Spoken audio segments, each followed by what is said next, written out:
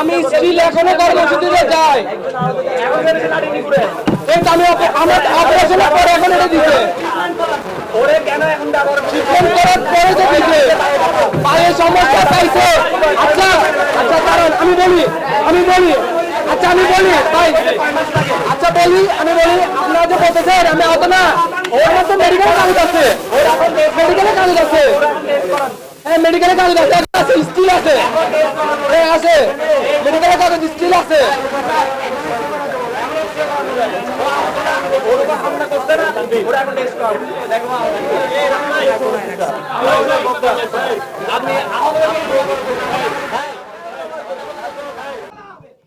সেটা যেই হোক তাদের বিচার নিশ্চিত করতে হবে। ওকে, যে বা যারাই এটা করে থাকো তাদের বিচার নিশ্চিত করতে হবে। আমি যদি জড়িত থাকি আমারই বিচার করতে হবে।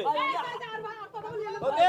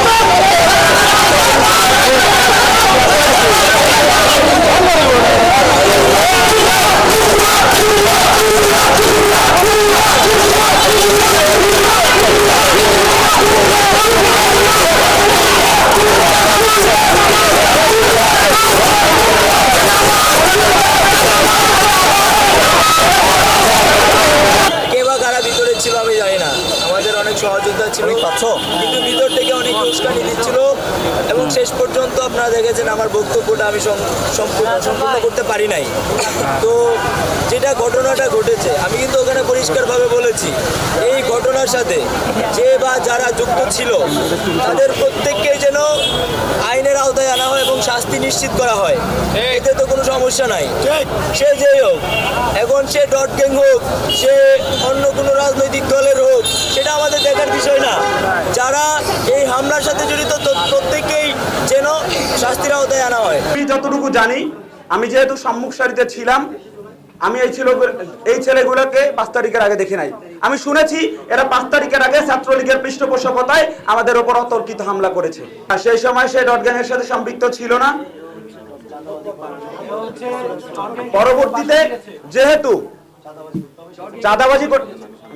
পরবর্তীতে যেহেতু